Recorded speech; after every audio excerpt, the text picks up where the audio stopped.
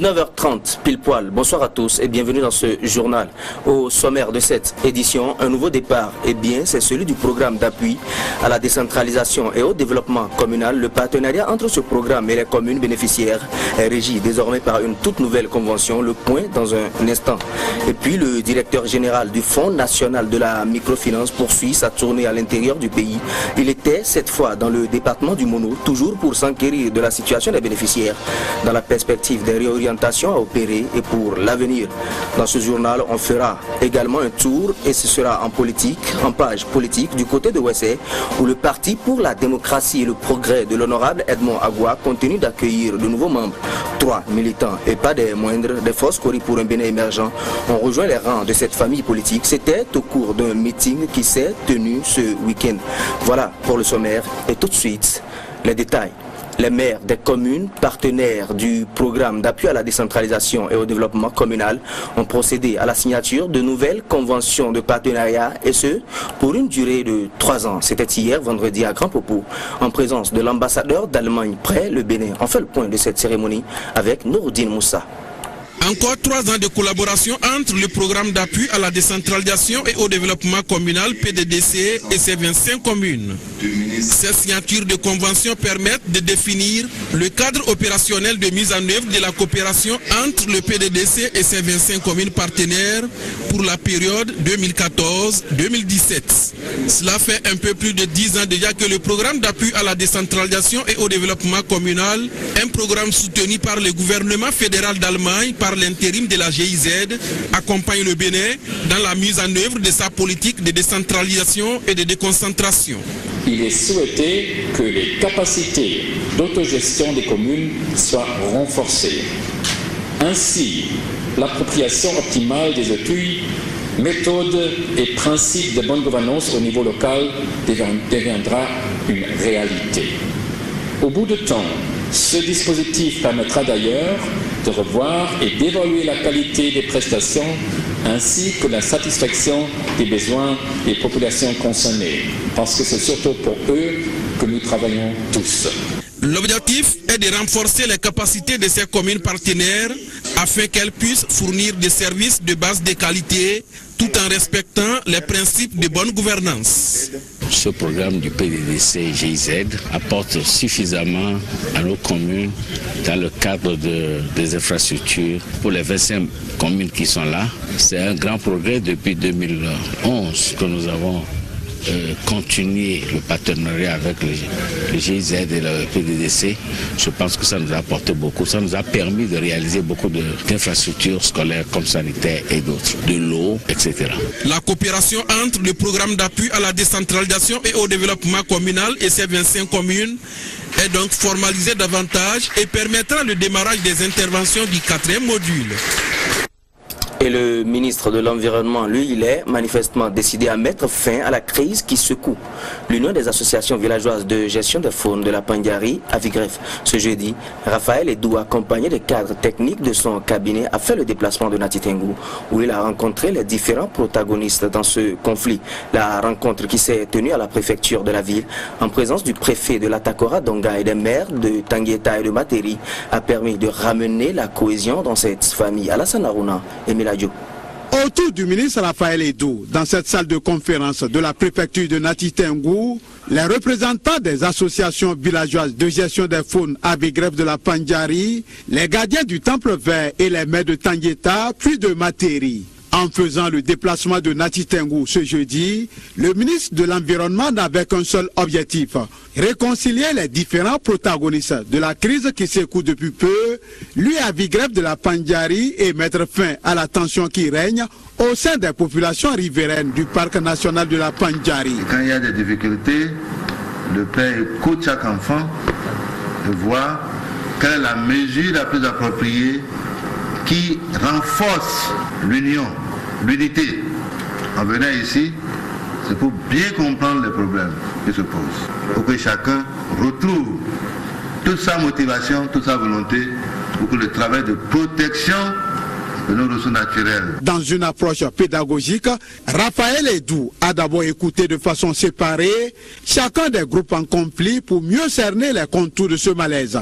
Après avoir attentivement écouté les uns et les autres, le ministre de l'Environnement fera une analyse approfondie de la situation avant d'envisager des mesures conservatoires. Il y a eu des dénonciations par rapport à certains membres qui sont dans le braconnage.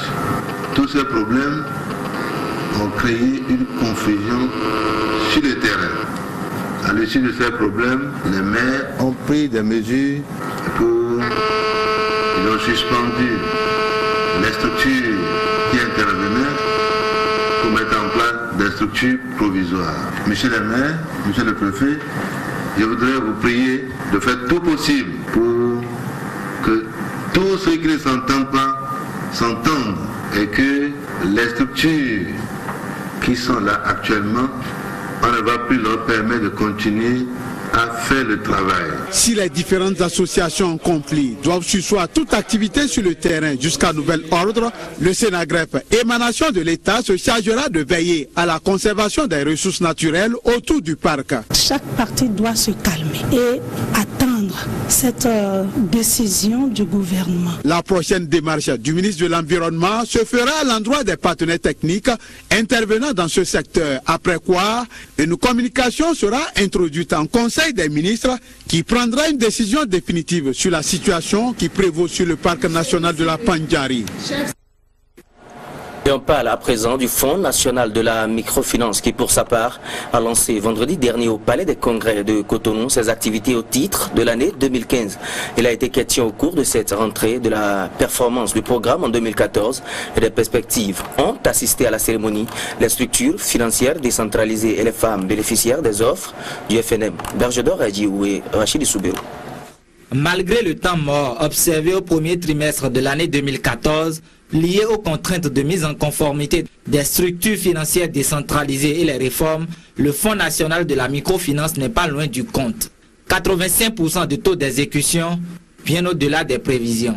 Nous avons pris tout le temps de pouvoir finaliser les documents d'opérationnalisation avec les SFD. Donc les premiers décaissements en réalité sont intervenus au mois d'avril. Donc toutes choses égales par ailleurs, on devait être à un taux d'exécution de 115%. Mais nous sommes allés jusqu'à 85%. Ça veut dire que nous avons été vraiment très diligents. Mais cependant, nous ne sommes pas totalement satisfaits. C'est pourquoi, au titre de cette année, nous avons vite démarré les activités pour nous permettre d'imparter plus, pour nous permettre d'être plus efficaces et efficients à la fois. Le FNM reprend le collier avec une plus-value. Plus de 26 milliards de francs CFA seront injectés cette année, sans compter les 15 milliards annoncés par le gouvernement. Une bonne partie de cet argent ira au projet Jeunes.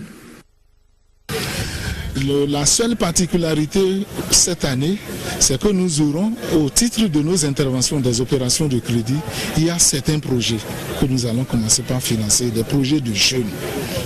Et ça entre vraiment dans les grandes orientations fixées par le chef de l'État à l'endroit du Fonds national de la microfinance. C'est d'abord le financement des projets porteurs de croissance et à forte valeur ajoutée. En décidant de renforcer les capacités institutionnelles de ses partenaires, le FNM contribue ainsi à leur développement et à leur consolidation.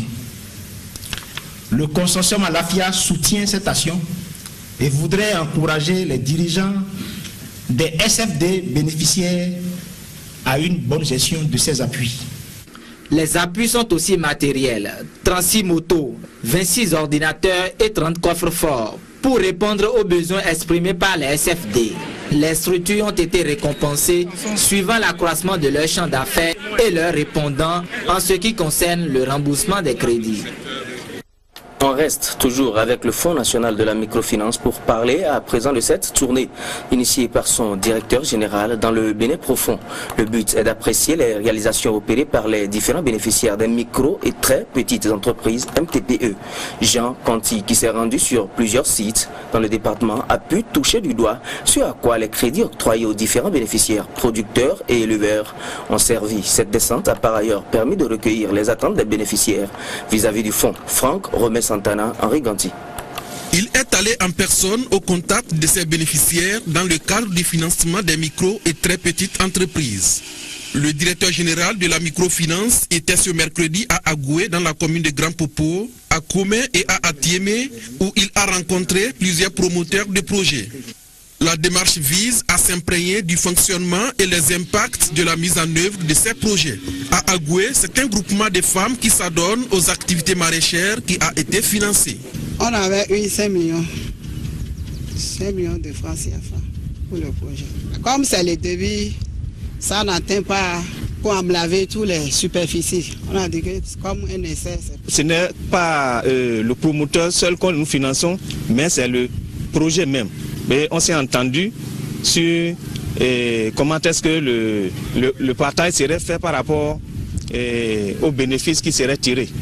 À Komé, ce promoteur de scierie a déjà bénéficié globalement d'une somme de 11 millions de francs CFA. Donc vous avez 7 personnes qui travaillent, que vous payez 8 personnes qui travaillent avec vous et vous les payez chaque mois. Toujours dans la commune de Komé, ce spécialiste dans la fabrication des produits cosmétiques souhaite aller au-delà de 2,5 millions afin d'agrandir son chiffre d'affaires. Donc ce qu'on peut dire, c'est que vous avez besoin vraiment qu'on vous aide à avoir des financements encore plus importants pour acheter des équipements, d'accord, pour... Et le milieu aussi, et surtout la machine. De Komé, cap a été mis sur Atiémé. Ici, c'est toute une autre activité qui a été financée. Nous qui sommes verts ici, là, je crois que la jeunesse a besoin de ces trucs pour vraiment l'émergence.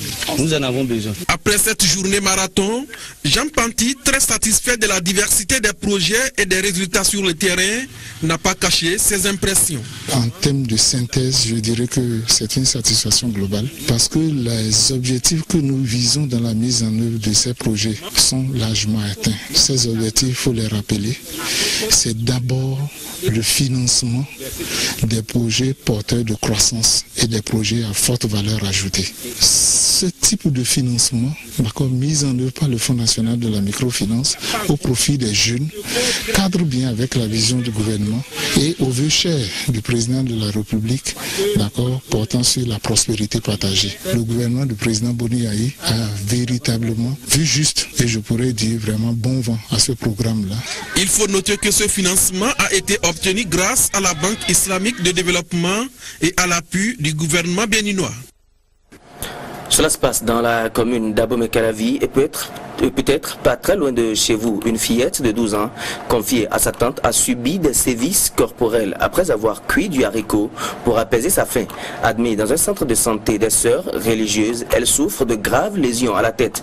Une équipe de Canal 3 est allée à la rencontre de la fillette pour en savoir davantage sur ses faits. Ce centre de santé des sœurs religieuses situé dans la commune d'Abomey-Calavi héberge depuis l'après-midi de ce vendredi 30 janvier 2015 un cas de maltraitance des enfants. La faute de cette fillette de 12 ans est d'avoir fait la cuisine en s'éloignant des consignes de sa tante Bourreau pour apaiser sa faim. S'en est suivi une kyrielle de coups à l'aide d'un bois de chauffe. Elle n'a rien déposé à la maison pour le déjeuner. Elle avait séché du haricot au soleil. Alors j'en ai pris un peu pour la cuisine. À son retour, elle m'a sévèrement puni. Difficile de marcher avec les jambes frêles, une tête chargée de blessures et de cicatrices, sans jambes pour le premier venu au regard de la déformation du corps. La méchanceté humaine est passée par là.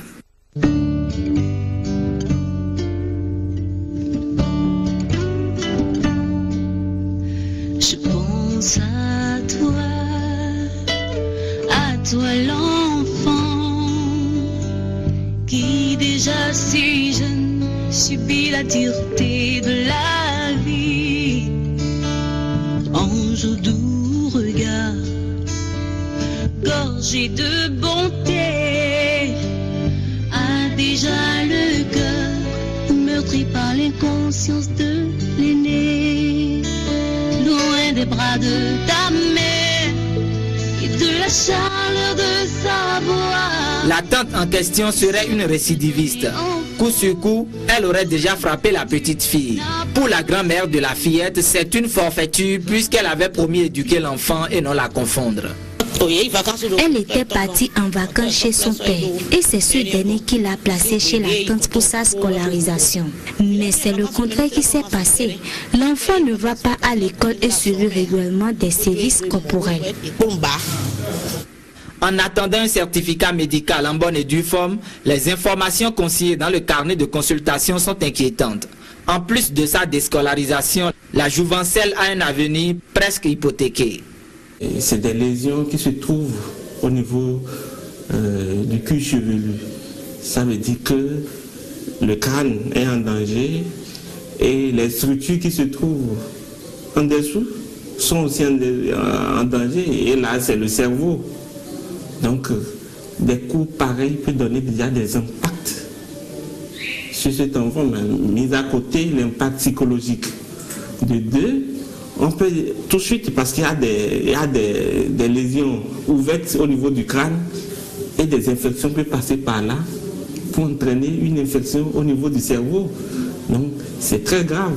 On a trouvé des tuméfactions au niveau de l'avant-bras, au niveau des membres. Est-ce qu'il y a des fractures? Nous avons demandé quelques radios pour confirmer. Mais il serait bien que les autorités de ce pays prennent en charge, en tout cas, les personnes auteurs de ces actes cruels. Elle a répondu à la fin légitime d'une enfant de 12 ans par le bâton. La femme acariâtre serait très connue de l'opinion publique et des médias. Et même si le silence est ici requis pour n'avoir pas pu la joindre, le mutisme de la force publique serait effarant.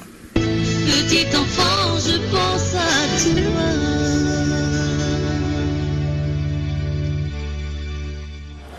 Toutes nos excuses pour le caractère insoutenable de ces images. Des sœurs religieuses, passons maintenant au clergé béninois qui tient depuis ce lundi et ce jusqu'au vendredi prochain à Nati Tengou la 46e assemblée générale de son union sous le thème « Devenir prêtre de jour en jour pour une unité, une fraternité et une solidarité plus manifeste ». Cette assemblée générale annuelle permettra aux prêtres béninois de se rencontrer, de fraterniser et d'échanger leurs expériences.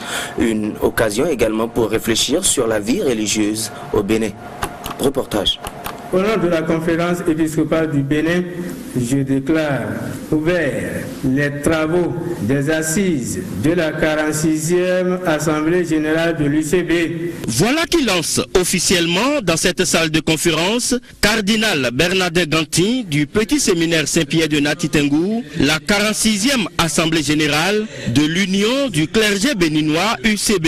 Venus de tous les diocèses du territoire national, ces prêtres, loin de leur paroisse et fidèles, entendent se retrouver entre confrères pour fraterniser à travers des rencontres et des partages d'expériences. L'UCB est une opportunité non seulement de nous rencontrer, de fraterniser, de partager, mais aussi de découvrir l'immense champ que le Seigneur cultive avec nous sur la terre béninoise. Environ 450 prêtres ont répondu à ce rendez-vous annuel dont le thème cette année s'intitule « Devenir prêtre de jour en jour pour une unité, une fraternité et une solidarité plus manifeste ». Et c'est à juste titre qu'en tant que premier pasteur du diocèse de Nati Tengou et représentant la conférence épiscopale du Bénin, Monseigneur Antoine Sabibio a exhorté ses confrères dans le sacerdoce à l'unité. Rappelez-vous ce que Jésus lui-même, par la bouche de l'évangéliste Saint Jean, nous a laissé comme message. Père, qu'il soit un, comme nous-mêmes, nous sommes un. Il n'y a pas de fraternité sans unité. Il n'y a pas d'unité sans communion. Il n'y a pas de communion sans partage dans la solidarité. Et il n'y a pas de partage sans confiance. Voilà ce que vous allez essayer de découvrir ou de redécouvrir pendant cette 46e Assemblée générale de l'UCB. Après les discours protocolaires, il a été présenté à l'Union les prêtres nouvellement ordonnés et envoyés dans la vie du Seigneur. Les assises de cette 46e Assemblée générale de l'UCB ont pris fin ce vendredi, après une messe à la cathédrale Saint-Sauveur de Nati Tengou jeudi soir, précédée de cette procession de tous les prêtres à travers la ville de Nati Tengou. 1994-2014, l'association de lutte contre le racisme, l'ethnocentrisme et le régionalisme célèbre son 20e anniversaire. À l'occasion, hommes des médias et amis de l'ONG ont été conviés à une conférence de presse suivie d'un déjeuner au domicile du président Martin Assogba à Wedo, dans la commune d'Abomey-Calavi. Lucrèce Adjanon, Rachidi Soubérou. Autour de Martin Assogba, des professionnels des médias, des parents, des amis de Wedo dans la commune d'Abomey-Calavi et bien d'autres invités pour célébrer les 20 années d'existence de l'association de lutte contre le racisme, l'ethnocentrisme et le régionalisme. C'est un 23 décembre 1994 que cet homme et d'autres citoyens béninois épris de paix et de justice ont décidé de créer l'ONG Alcrer. Depuis lors, l'association, avec l'aide de partenaires techniques et financiers, a mené plusieurs actions, notamment des campagnes de sensibilisation et d'éducation aux droits de l'homme, aux valeurs démocratiques et à la bonne gouvernance. Le combat n'était pas gagné d'avance. Alcrer, dont nous célébrons les 20 ans, doit sa présence jusqu'à ce jour dans le paysage associatif béninois à la ferme détermination de ses animateurs. Ceux-ci ont toujours fait preuve, en dépit des difficultés, de leur conviction du rôle important qui incombe à la société civile dans le processus d'édification d'une société de justice. Dans sa lutte, l'ONG Alcrer a dû faire face à de nombreux obstacles et à des risques liés à son combat contre la discrimination, qui n'est pas toujours le bienvenu. L'assassinat manqué contre notre personne dans la nuit du 9 au 10 décembre 2013 à environ 50 mètres du lieu où nous sommes rassemblés est à bien des égards l'exemple le plus éloquent de cette situation. Chers confrères journalistes, bien que je n'en sois pas un, mais c'est vous qui êtes Alcrer. Moi, je ne suis que votre porte-parole. Pour Martin Assogba, c'est maintenant que le plus dur commence. Le président de l'ONG Alcrer, les membres du conseil d'administration et ses collaborateurs prennent l'engagement d'œuvrer encore plus pour la construction d'un Bénin juste. En attendant, l'heure est à la fête. Et en marge de cette cérémonie, différentes personnalités présentes ont apprécié le chemin parcouru par l'ONG Alcrer en 20 années d'existence. Je vous propose de suivre maintenant un extrait de leur témoignage. Au nom du conseil d'administration, des collaborateurs de l'ONG Alcrer et en mon nom personnel, si nous nous sommes retrouvés ici cet après-midi, c'est pour saluer la bravoure et l'intégrité hors pair d'un homme parti en aventure il y a 20 ans, avec pour seul instrument dans son arsenal une idée, une vision et une grande conviction. Oui, Martin Assogba, à qui je renouvelle mes vœux d'heureux anniversaire. Nous continuerons notre collaboration en toute loyauté. Longue vie donc à Alcrer, à bas le régionalisme, à bas la corruption. Je voudrais dire un grand merci à l'ONG Alcrer et lui souhaiter bonne fête. Bonne fête. Les communes sont avec cette ONG-là parce que grâce à cette ONG, beaucoup de communes comprennent aujourd'hui l'utilité de la reddition de comptes. Il faut rendre compte aux populations pour rendre la tâche plus facile aux élus, pour que la gestion soit plus facile, pour mieux mobiliser les ressources endogènes et puis pour mettre un accent sur la participation citoyenne.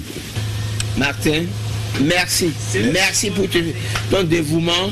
Merci, grand merci. Ne te décourage pas. Hein. Continue, c'est dur, mais il faut continuer. Inch'Allah, tant que j'ai le souffle, je vais toujours lutter. Amen. Venons-en maintenant à la remise des prix aux lauréats de la 15e édition du Salon national de l'artisanat au Bénin. Organisé du 29 août au 8 septembre 2014 sur l'esplanade du Stade de l'Amitié. La cérémonie s'est déroulée dans la salle VIP du ministère de la Culture en présence des parents et amis venus soutenir les heureux. Nour Agbemé et bienvenue au Oui. Ils sont 3 artisans à gagner ce concours initié à l'occasion de la 15e édition du Salon national de l'artisanat du Bénin. Organisé sous le thème « L'artisanat, une solution à la problématique de l'entrepreneuriat au Bénin », ce rendez-vous a permis aux artisans du Bénin de rivaliser d'adresse à travers la confection des œuvres. Des délibérations d'un jury sur la base des critères spécifiques. Au total, il y en avait précisément 28 qui ont été déposés. Le jury a travaillé suivant une méthodologie qui a consisté à mettre en place 2 filtres. Le premier filtre consistait, dans un premier temps, à faire une sélection des œuvres en se basant sur les critères ci-après. L'utilisation des matériaux locaux, la finition, la présentation de l'œuvre, la certification pour ce qui concerne les produits de la branche agroalimentaire. À travers ce premier filtre, ce sont seulement 6 œuvres qui ont été retenues. Il y a eu un deuxième filtre. Les 3 prix à remettre aux lauréats sont en espèces. Le premier, prix du président de la République, il s'élève à 2 millions de francs CFA. Le second, prix de l'excellence, 1 million de francs CFA. Et le troisième, prix de l'artisan émergent, 500 000 francs CFA. Des gains qui permettront aux lauréats du concours de s'approvisionner en matériaux pour leur travail. Cette manifestation a permis à nos compatriotes de comprendre une fois encore que l'économie de notre pays peut et doit se structurer autour de l'artisanat, tant son potentiel en termes de création de valeur ajoutée et d'emplois indépendants est immense. Ainsi, l'objectif est de créer l'émulation au sein des forains, de susciter une participation de plus haute facture au SNAB et de relever l'image de ce prestigieux forum. Pour la prochaine édition, le ministre en charge de la culture a d'ores et déjà lancé un appel à l'endroit des artisans afin d'apporter toujours plus de soins aux œuvres en compétition. Une exhortation pour faire de la 16e édition du Salon national de l'artisanat du Bénin SNAB un franc succès. Politique à présent, le Parti pour la démocratie et le progrès social PDPS de l'honorable Edmond Agua s'agrandit davantage dans la commune de Ouessé. Ce week-end, 3 militants et pas des moindres des forces Kori pour un Bénin émergent ont été accueillis au sein du PDPS. C'est à la faveur d'un grand meeting tenu à la Maison des Jeunes et des Loisirs de cette localité. Profils Zessoupli et Georges Vaudounon. Le trio Clément Abikou, Akimoan, Mireille Kofi et Cyrus Mabino Django clament officiellement leur adhésion au Parti pour la démocratie et le progrès social, PDPS, de l'honorable Edmond Agua dans la commune de Ouessé. Dans cette salle de la Maison des Jeunes de la commune, pleine à claquer, ces nouveaux adhérents, fortement soutenus par la population de Ouessé, pour qui leur détermination et leur grande capacité de mobilisation ne sont plus à démontrer. Ils justifient ici ce qui le choix de PDPS pour le développement de la commune de Ouessé. Le député Agua est là pour ses multiples actions de développement posées ça et là dans notre commune. Entre autres actions, nous citons la construction du pont de Befa à plus de 600 millions de francs. Cher Ouessenou, cet homme ne mérite-t-il pas admiration et soutien? Moi, Mabino Cyrus, Django et mon groupe soutenons les actions nobles du député Edmond Agua et adhérons au Parti pour la démocratie et le progrès social, la locomotive qui entraîne tous les wagons. Député Agua, soyez rassurés.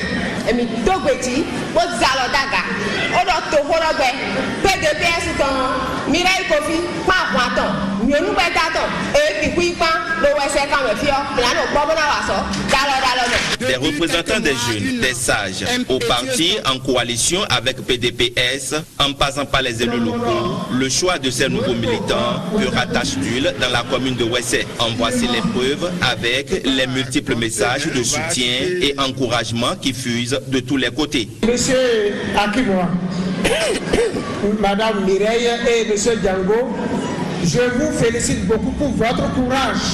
Parce qu'il faut être courageux pour faire ce que vous venez de faire. L'acte qui vient de poser est un acte d'audace inédit. Je les félicite. et je rendrai compte à l'honorable Edmond Agua. Désormais, les populations sont fixées sur la position de ces 3 adhérents du PDPS de l'honorable Edmond Agua pour mieux préparer les prochaines consultations électorales à Ouessé. Plusieurs cartes de membres leur ont été remises par le représentant du député Edmond Agua afin de mettre sur pied les structures de base.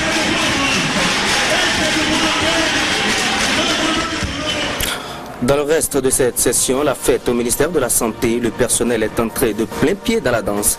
Il a adressé à l'autorité ses vœux pour cette année qui commence. Dans le même registre, mais à quelques différences près, la fête également du côté de la Chambre de commerce et d'industrie du Bénin. Les agents en partance pour la retraite ont passé d'agréables moments en compagnie de leurs futurs ex-collègues.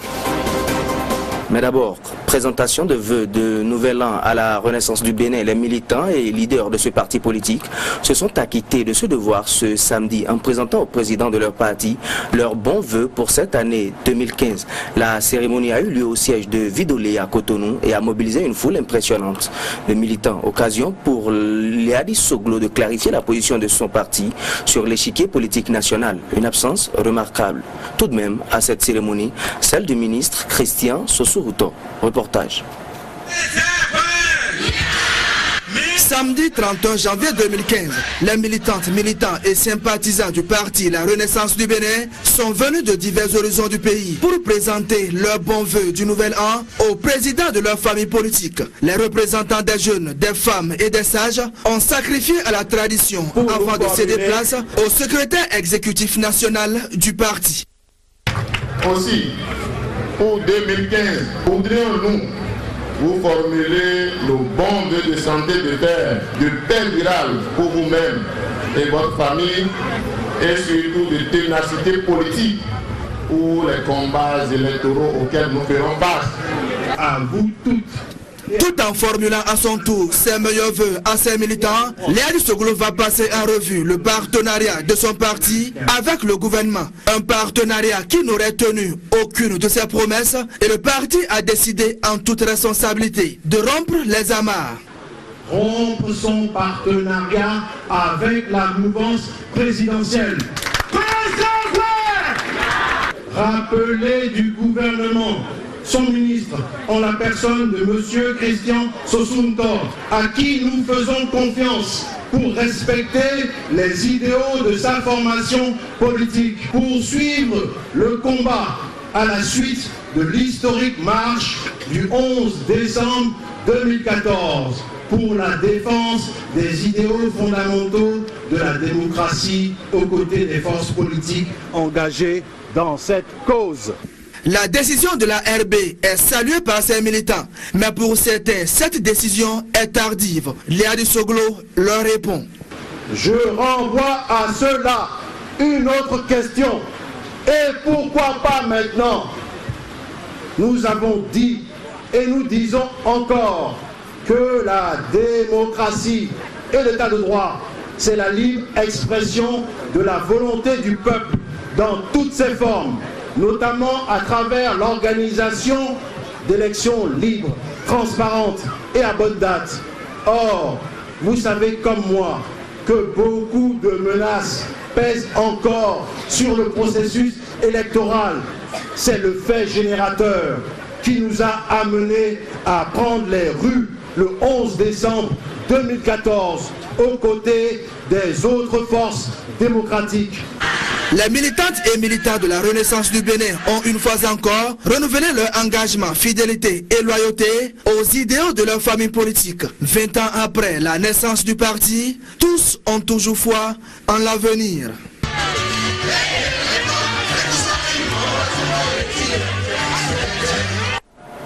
Au ministère de la Santé, cadres, agents et responsables ont sacrifié hier à la traditionnelle cérémonie d'échange de vœux pour la nouvelle année. Et pour l'occasion, le professeur Dorothée Akoko Kinde-Gazar a sonné la mobilisation de tous ses collaborateurs pour l'atteinte des objectifs que se sont fixés les acteurs du système sanitaire béninois.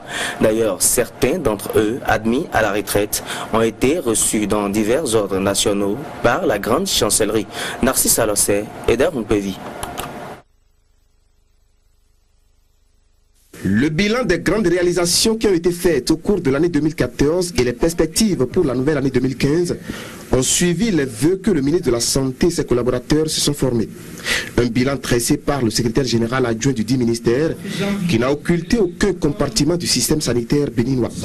Le bilan a surtout révélé que les 76 milliards 315 millions mobilisés comme budget à ce secteur en 2014 ont accouché des acquis porteurs d'espoir. Ces réalisations et acquis sont à mettre à l'actif de nous tous ici présents, principaux acteurs du système sanitaire de notre pays, malgré les difficultés que nous avons connues tout au long de l'année. Ma vision pour le secteur de la santé a toujours été donner une nouvelle impulsion et un dynamisme moderne à notre secteur.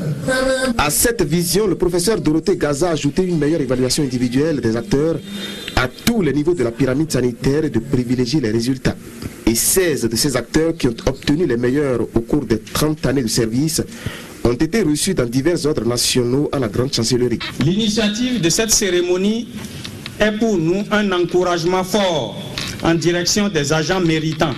C'est donc à juste titre que nous sommes fiers et souhaitons à nos collègues encore en service du courage et de l'ardeur au travail afin de continuer à répondre au mieux aux sollicitations des populations à tous les niveaux de la pyramide sanitaire nationale. Que votre détermination serve d'exemple à la génération montante. En plus de ces récipiendaires, les agents les plus méritants ont été gratifiés de présents en marge de cette cérémonie.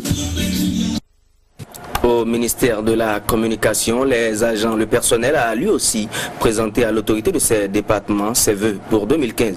Une cérémonie au cours de laquelle le secrétaire général du ministère s'étalera tout de même sur le bilan des activités menées au cours de l'année écoulée. Reportage Adidiat Zoumada, Laurence Ngandou et Rachid Soubérou. Vendredi, acteurs et cadres du ministère de la Communication n'ont pas dérogé à la traditionnelle cérémonie de présentation de vœux.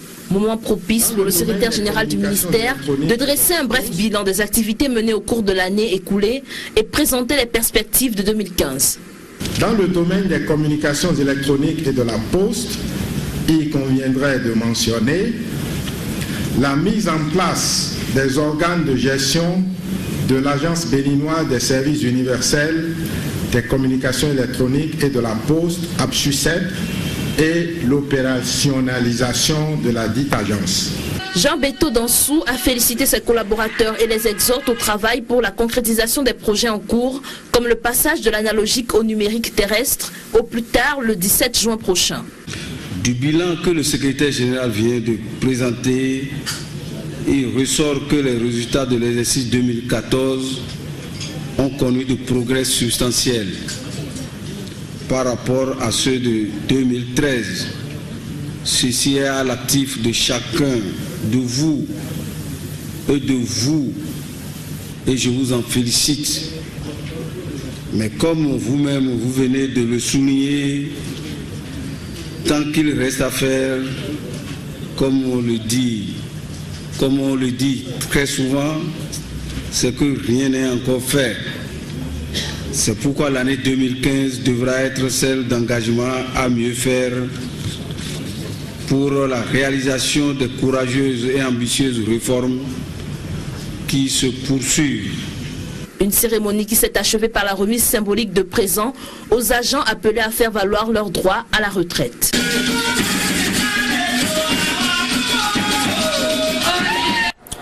Et maintenant, cérémonie de présentation de vœux jeudi soir au Conseil national des chargeurs du Bénin. Le personnel, la direction générale et les différents partenaires ont communié en même temps qu'ils ont échangé autour des dispositions à prendre pour atteindre des résultats meilleurs que ceux enregistrés en 2014.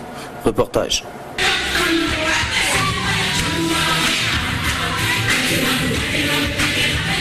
Il y a un temps pour chaque chose, dit-on. Ici, au Conseil national des chargeurs du Bénin, l'heure est à la réjouissance après un an de dur labeur, raison pour laquelle cette cérémonie a été organisée.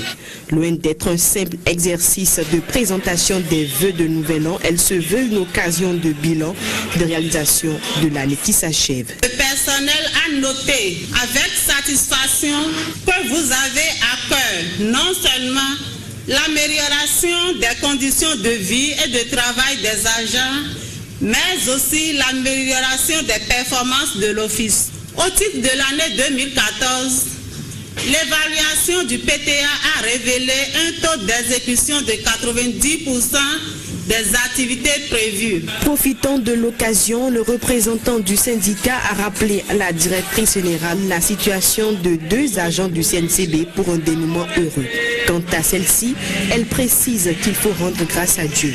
En effet, il y a 1 an que le chef de l'État la nommait à ce poste. À l'époque, elle s'était engagée avec ses collaborateurs sur certains chantiers. Aujourd'hui, le bilan semble positif.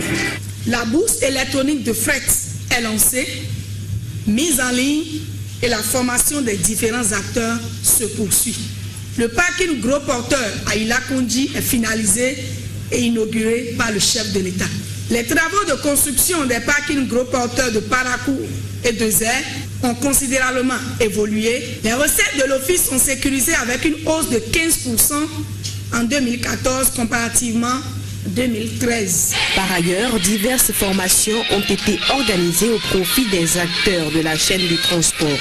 Le bordereau électronique de suivi de cargaison est dématérialisé et d'autres actions sont en cours pour l'amélioration des conditions de travail des agents du CNCB. Nadine Dakota-Madaro invite ses collaborateurs à plus d'ardeur au travail et ses partenaires à toujours lui renouveler leur confiance pour un CNCB nouveau. Encore des vœux, eh bien il en pleut dans cette session et puisque c'est la saison, le ministère de la Jeunesse, des Sports et des Loisirs a présenté ce vendredi 30 janvier 2015 ses meilleurs vœux aux premiers responsables de ce département. La cérémonie s'est déroulée dans une véritable ambiance de fête en présence des partenaires techniques et financiers. Reportage Nour Agbemé et Moufid Sabouran.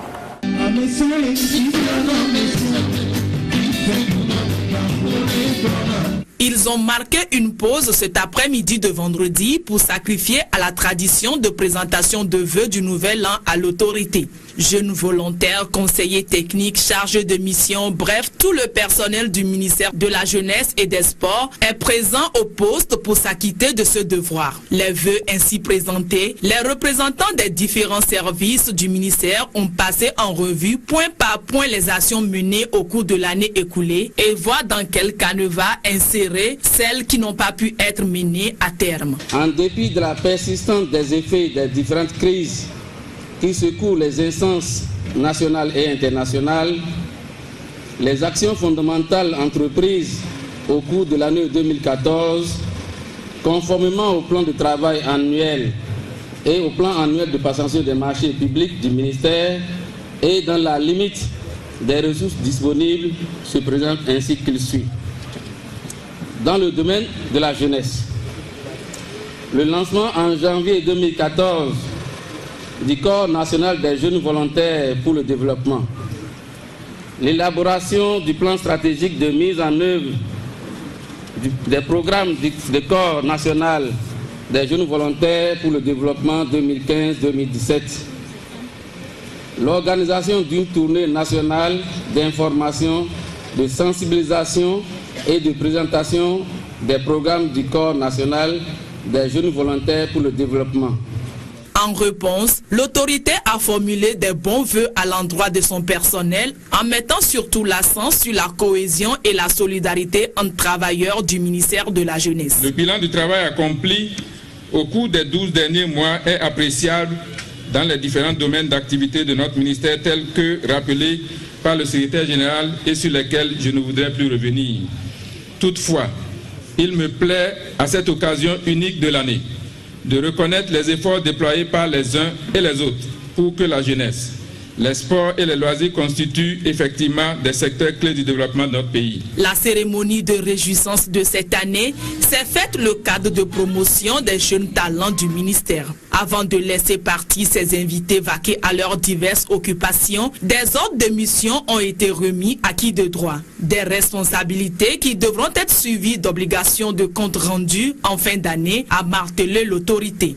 Et pour ceux qui sont appelés à céder leur place aux plus jeunes, des cadeaux ont été remis. Juste avant de boucler cette session, la Chambre de commerce et d'industrie du Bénin fête ses agents admis à faire valoir leurs droits à la retraite. 5 au total, ils ont été honorés pour les loyaux services rendus à l'institution consulaire tout au long de leur carrière. En guise de reconnaissance, des présents leur ont été offerts par leurs désormais anciens collaborateurs au cours d'une réjouissance organisée dans la matinée d'hier dans l'enceinte de l'institution consulaire. Narcisse Alassé et Eder Moupevi. Après 30 années d'une vie professionnelle bien remplie au service de l'institution consulaire du Bénin, ils recueillent ici le fruit de leur labeur. Vous avez contribué avec abnégation au développement de notre institution commune. Vos noms sont gravés dans la conscience de tous vos collègues. Et c'est pour ça que je voudrais prier que l'institution ne soit pas sevrée de votre savoir et surtout de votre savoir-faire. Et c'est surtout leur savoir-faire qui a été vanté par ceux qui se sont succédés au pupitre. Un savoir-faire basé sur une riche expérience empreinte de rigueur. Ironie du sort, c'est à celle qui a incarné cette rigueur que parole a été donnée au nom de ses pairs. La DAE, comme disaient beaucoup d'entre vous, faisait beaucoup d'interventions chirurgicales à vos fiches et correspondances. Et il y en a qui m'ont même agressé. Bon. Mais je vous l'avoue, c'est avec beaucoup de plaisir que j'ai lu les correspondances nous invitant à cette cérémonie. Parce que j'ai vu la facture de la lettre, simple, claire, précise, à me mettre et mes points et mes virgules comme je l'aime.